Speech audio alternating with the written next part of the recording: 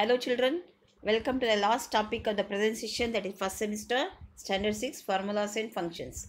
So in the previous class we have learned few functions which we are going to revise today.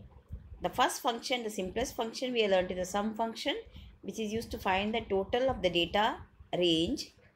The second function is the average, which was used to find the mean or the average of the data range. MIN or the minimum function, used to find the smallest value in the data range. Max, MAX function, which is used to find the largest value in the data. And the next function we have studied the power function, which is used to find the power of the number given to you or the exponentiation. So hope you have all practiced in the previous week.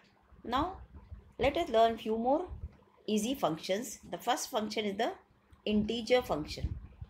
The function reads like this: int, the short form of the integer, and within the bracket you have to give a number. So while studying mathematics, we have seen the whole numbers, that is the integer and the decimal numbers. So here in the example I have given the decimal number 12.6. If you want to make it an integer, in Excel application we have got an easy function int. So type int, that is always start with is equal to, though I am not specifying here, is equal to int. In the bracket give the decimal number and press the enter key, and you will get the next highest integer, that is 13. Why do you get 13? Because after the decimal point, if you have got a number equal to 5 or greater than 5, it will be rounded up to the next highest number. That is the rule of mathematics. Okay, now let us see the next function, mod function. So let us see how the function reads. Is equal to mod. In the bracket you just give a number, put a comma over there, and the divisor. Example, mod of 12 comma 5. What do you mean by this? The 12 we are dividing by 5, and whatever remainder you get, that is 2, that will be the answer for this function mod. So the function goes like this: mod function return the remainder after dividing the number by the divisor. Suppose you have got mod 12 comma 3. So 12 divided by 3 is the remainder will be 0. In that case we are going to get the answer for this function as 0. Now let us learn few more interesting functions like today. TODAY, open the bracket and close the bracket. Children, be careful, you are going to use the same type of bracket which I am showing you for the function, not the square bracket or the curly bracket, because this is how the functions are programmed. If we use this function enter, it will display the current date in the specified cell. What do you mean by the current date? It will show the system date or the PC date or your laptop date for which your system is set. Suppose you are not set for the present day, it will be showing the other date. So don't get confused. Today is say you are going to have this class on 9th.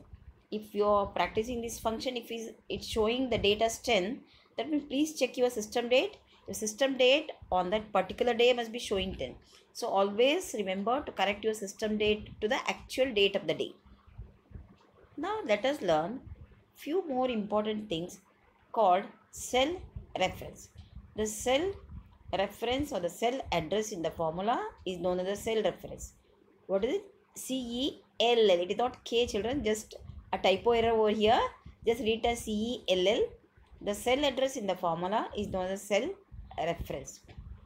Under cell reference, we do have 3 types of cell references. These types of cell references just study from the theory point of view, because since we are not practicing more of practicals, just know the types of cell references. If possible, you can practice the same example which are given in the textbook that I hyperlink, not to bother much about it. So just remember, cell references or the cell address.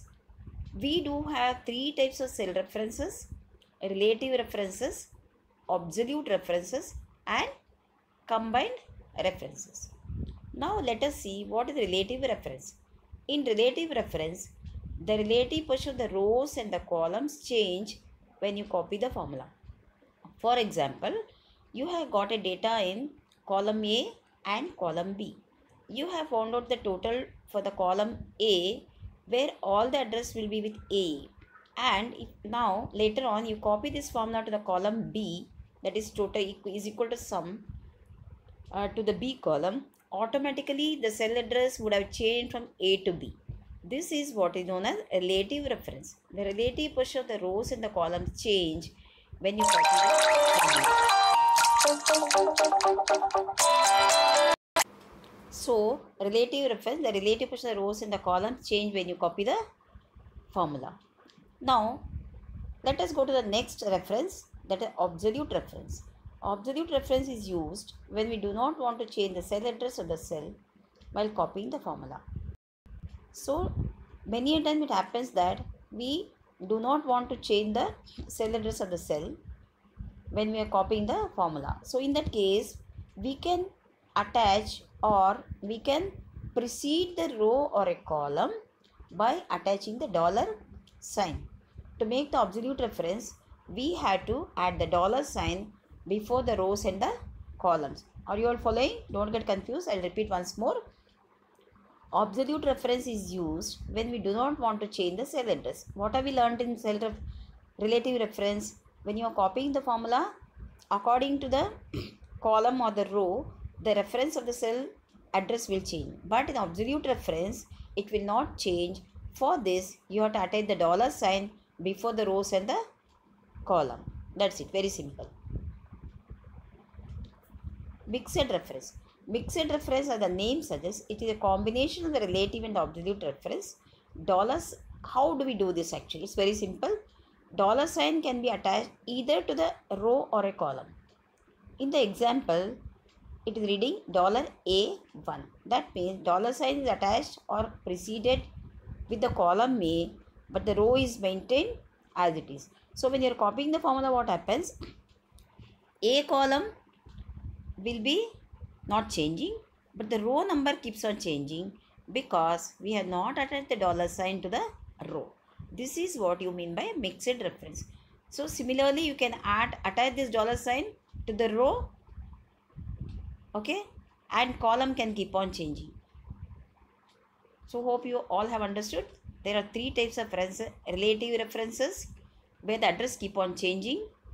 Absolute reference, where we keep the address of the row and the column stable. Mixed reference, we can keep the column or a row fixed when we are copying the formula. Okay, this is the last topic of your formula and functions. Now children, listen carefully. Here I am going to explain you about the project which you are going to do during your Diwali vacation. So this is for standard 6.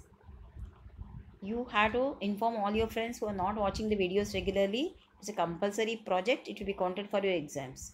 So the topic given to you is surfing internet. Very simple chapter. You can use your hyperlink textbook for information, or else you can also use your Google search.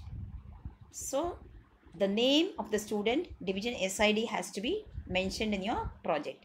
Now let me tell how you are going to write your project. The project should be written, that is handwritten on the A4 size paper, neat handwriting. So the handwriting also should be perfectly neat. So take interest, little of interest. I see that your handwriting is neat and it has written on which size paper? A4 ruled paper. Don't use unruled paper. It has to be A4 size ruled paper. You're going to write your project in a neat handwriting. And the project should not contain more than 4 pages. It's not 4 single pages, 2 pages, front and back counted. It has to be totally 4. So don't get confused. It should be only 4 pages, not 4 sheets. Front and back, 1-2 page. Again the next sheet, front and back, 3rd and 4th page. In that, the first page should be the cover page with the student's detail. What do you mean by student's detail? Student's detail is nothing but your name, your class, division, your SID number neatly written over there, so that we can use it for evaluation. Now in the next slide, let me tell you what is the project.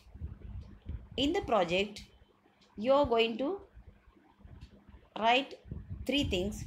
First, define internet. You are going to write what do you mean by internet, that is the definition. Secondly, leave a line and write what are the main uses of internet. Under that, you are going to take only the topic which I mentioned in the bracket: email, the electronic mail, e-commerce, that is electronic commerce, e-banking, and education. So there are many uses we have learned in internet, but you are going to touch only the four topics given here: email, e-commerce, e-banking, and education. See that you are going to write in a very short and good way, because you're not going to exceed 4 pages. The third question, very simple: what are browsers? Hope you all remember what are the browsers. We have studied Internet Explorer, Chrome, Netscape Navigator, Firefox. You can choose any 4, name them.